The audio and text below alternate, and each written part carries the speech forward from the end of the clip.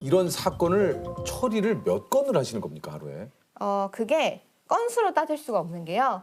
예를 들어서 10건이지만 요만한 기록이 10건일 수도 있고요. 예. 한 건이지만 이만한 기록이 올 수도 있습니다. 그래서 검사들이 이제 보통 3시에서 5시 사이에 오후에 배당이 되는데 이 수레가 이렇게 덜덜덜덜 오는 소리가 들리면은 검사들이 이렇게 귀가 쫑긋해져요. 예. 어느 정도 사이즈로 오는 걸지 이렇게 긴장을 확 하게 되는데 이거 오늘 배정된 건인데요? 한 건인 거. 한 건이 이렇게 많은데? 네. 나머지는 별지. 이렇게 두꺼운 거 안 줘도 되는데. 어떻게요? 이거 예를 들면 이제 뭐 빨리 책 읽는 사람들 사선으로 읽고 막 이런 거 있잖아요. 네. 속독을 하시는 건가요? 아니면 뭐- 그런 건 아니고요. 네. 수많은 기록이 있어도 검사가 집중적으로 봐야 될 부분들이 있어요. 익숙해지고 나면은 보는 속도는 빨라집니다. 저희가 항상 유혹에 빠져요. 그 서류 하나로 넘기고 싶은 유혹. 제가 초임 때 사건을 빨리 처리하고 싶은 의욕이 넘쳐서 밤샘을 하다가 완전 비몽사몽인 상태로 계속 일 처리를 하고 있었던 때가 있어요. 그때 저희 부장님께서 저를 부르시더니 너 당장 집에 가라. 가서 자고 와라. 너는 검사 자격이 없어 이러시는 거예요. 너는 그냥 앉아서 매뉴얼대로 처리한다고 생각하겠지만 그 사람한테는 이게 평생에 한 번 있는 일이고 네가 평생 처음 만나는 검사야. 그런데 너처럼 비몽사몽 앉아있는 사람은 검사 자격이 없어. 그러니까 너 자르기 전에 빨리 집에 가. 이러셔서 그 말씀을 듣고 정신이 번쩍 들었어요. 집에 와서 푹 자고 맑은 정신으로 나갔던 기억이 납니다. 사실 저희가 드라마에 나오는 것처럼 현장을 뛰어다니는 일은 별로 없고요. 예, 예. 일반 사무직에 사실 가까운 형태를 하고 있어요. 겉으로 보기에는. 아, 그래요? 예, 9시에 출근해서 그 전날 배당받은 사건들을 검토하고 피의자나 참고인 조사할 일이 있으면 조사를 하고요. 예. 중간중간에 경찰이 영장 신청하는 것들을 검토해서 저희가 청구를 하거나 기각 여부를 결정을 하고 변사 사건이 발생했을 경우 검시를 나가기도 하고요. 그런 일들을 하루 종일 하고 있습니다. 지금 저 무슨 랩인 줄 알았어요. 어쩜 이렇게. 네. 와, 그러면 주말에는 좀 쉬십니까? 주말에도 이제 당직 근무가 있으면 나와서 어우, 예.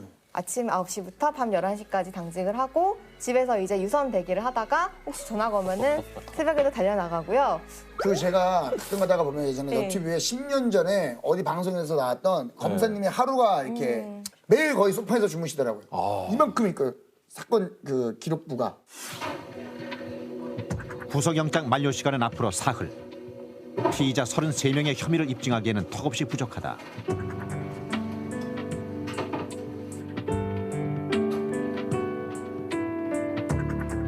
이제부터는 시간과의 싸움이다. 수사가 시작되면 피의자와 마찬가지로 수사팀도 또 다른 감방 생활을 한다. 벌써 일주일째다. 그게 이제 인지수사라고 해서 강력이나 특수나 공안 계통의 좀 큰 사건을 전담하시는 분들이 뭐 몇 주, 몇 달 집에 못 들어가시고 청에서 주무시면서 일하시는 경우가 있으세요. 아니면 이제 뭐 집무실에서 라꾸라꾸를 펴놓고 잠을 자고 청에 샤워도 할 수 있어서 네, 샤워도 하면서 라꾸라꾸는 초임 검사의 필수 아이템. 그게요? 네네. 저 같은 경우는 초임 때 라꾸라꾸가 없어서 영상 녹화실에 신문지를 펴놓고 자다가 다음날 아침에 계장님 출근하시다가 저를 발로 찰 뻔하신 적이 있었어요.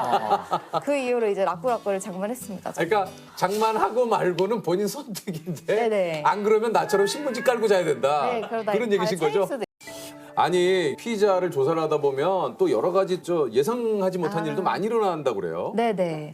어떤 무전취식 많이 하시던 할아버님을 조사한 적이 있었는데 그 무전취식이라는 식당에 들어가서 돈 없는 상태로 밥 먹는 거예요. 네. 근데 처음부터 돈을 낼 의사나 능력이 없는 상태로 음식을 주문하는 순간 사기죄가 됩니다. 그리고 이게 몇십 번 누적이 되면은 실형을 살 수도 있어요. 네. 그런 케이스셨는데 할아버님은 계속 돈을 낼 의사가 있었다고 주장을 하시는 거예요. 근데 할아버님 그때 경찰분이 확인하시니까 지갑에 돈 아무것도 없고 카드도 없으셨대요. 그러면 돈 내실 의사 없으신 거 아닌가요? 돈을 낼 의사가 있었대요. 사람이 마음만 먹으면 돈을 어디서든 구해올 수 있다는 거예요. 할아버지 그거 좀 말이 안 되는 것 같은데 그때 갑자기 너무 화가 나셨는지 바지를 벗으시고 그 자리에서 대변을 보시기 시작하는 거예요. 갑자기요? 네, 갑자기. 대변을 봐요? 네네. 아니 근데 네. 사실 대변도 뭐 이게 배가 아파야지 보는 거지. 그렇게 아니 근데 너무 대변을 신기해. 네.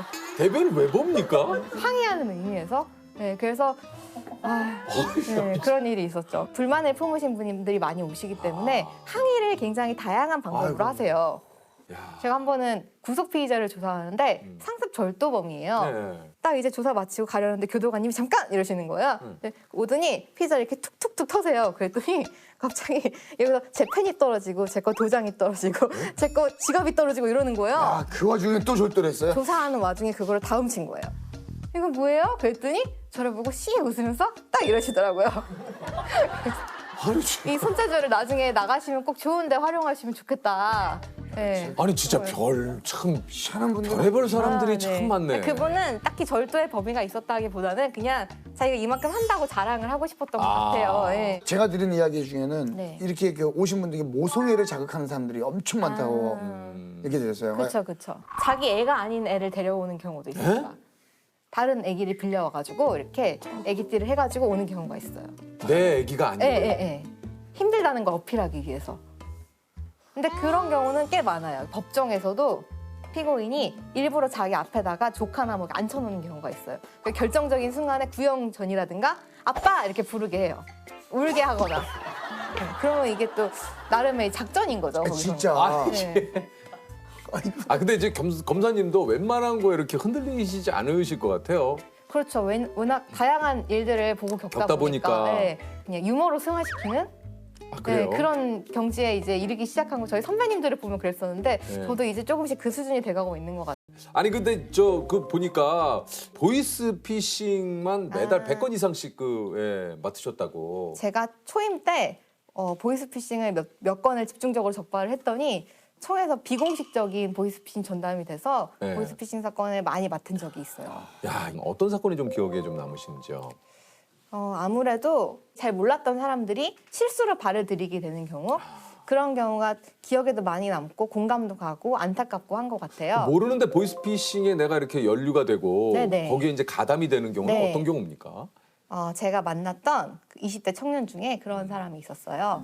오랫동안 백수 생활을 한 거예요. 집에서는 맨날 천덕꾸러기 취급을 받고 그러다가 어느 날 인터넷을 통해서 호주의 워킹홀리데이를 무료로 보내준다고. 오. 네, 그걸 보고 이제 신이 나서 짐을 싸서 출국을 하러 간 거죠, 공항에. 예. 갔더니 자기 같은 사람들이 많이 있고 어떤 인상 좋아 보이는 형님이 음료수를 주면서 오늘아 고생했다, 이거 마셔라 하니까 본인은 감동을 받아서 아 감사합니다 하고 받아 마셨어요.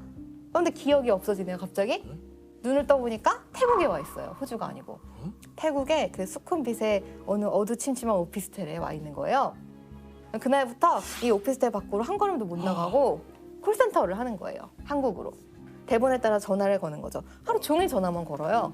그렇게 한 몇 달을 감금이 돼 있었는데 감금이 돼 있는 동안은 여기 태국 조폭이 문 앞에 앉아서 지키고 있대요, 못 나가게.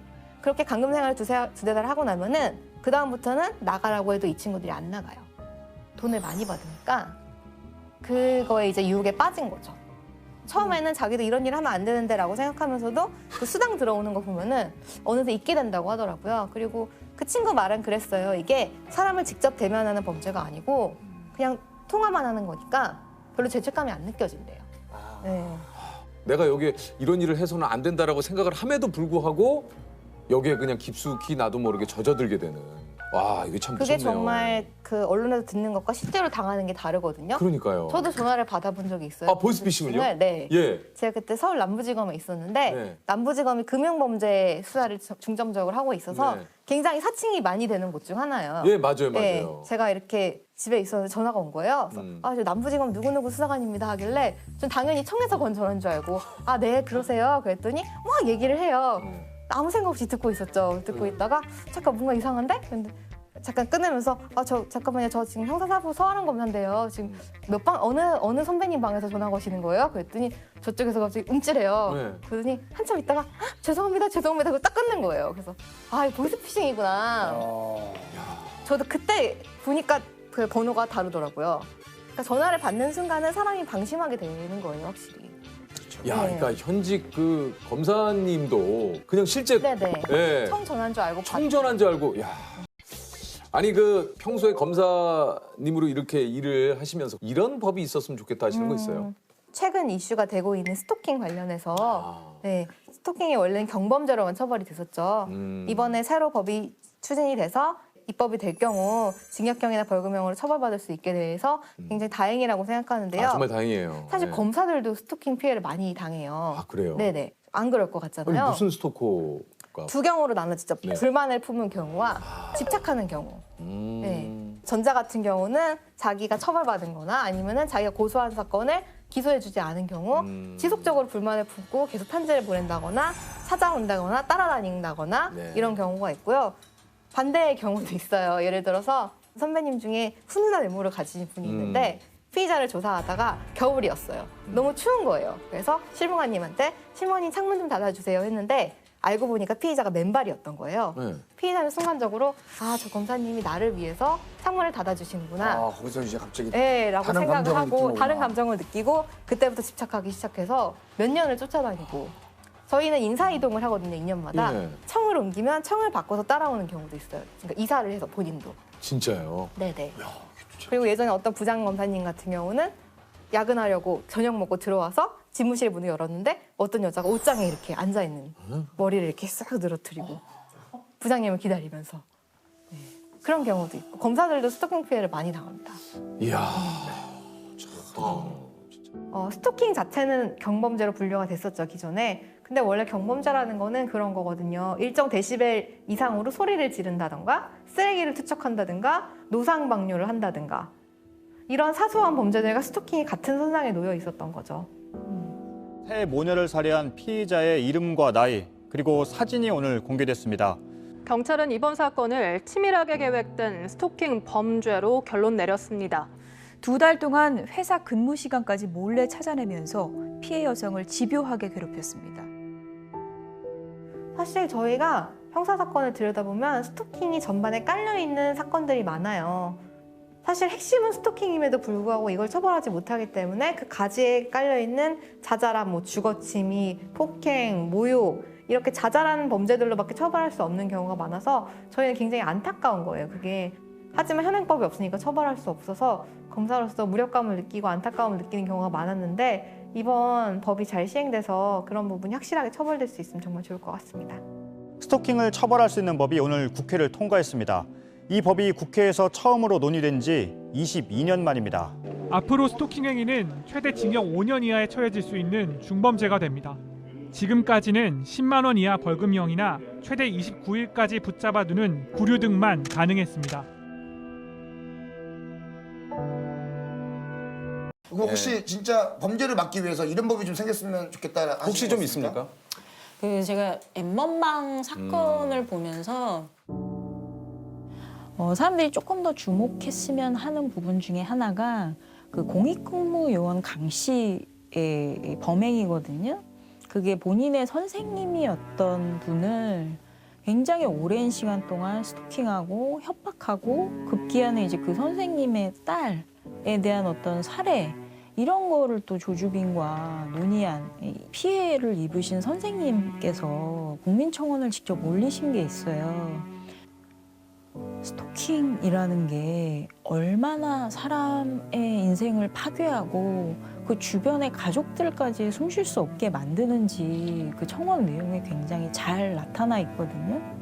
그래서 저는 앞으로 연구하고 싶은 것 중에 하나가 스토킹이 나중에 뭐 데이트 폭력이라든지 성범죄라든지 살인과 같은 강력 범죄의 어떤 그 전조 지표가 될 수 있다. 그래서 그런 연구를 좀 해보고 싶어요. 스토킹도 여전히 구애 행위 정도로밖에 취급하지 않아서 이거야말로 살인의 예비죄로 처벌해야 하면 여자들의 죽음의 3분의 1 정도가 목숨을 건질 수도 있는 문제인데 그런 부분이 앞으로 좀 더 신경을 써야 될 이제 내용들이다 이렇게 생각하고 있죠. 한 사람을 교묘하게 괴롭히는 이런 괴롭힘 범죄들 그런 범죄들은 피해자를 비난할 수가 있어요. 네가 좀 잘하지. 어떻게 대응했길래 그런 일들이 벌어져? 이런 인식을 아직도 갖고 있기 때문에요. 우리 사회가 그냥 당사자들 간의 문제를 치부해버리는 그런 관념을 빨리 저는 없애야 되고 거기에 대한 법률들이 좀 더 구체적이어야 된다 이렇게 생각합니다.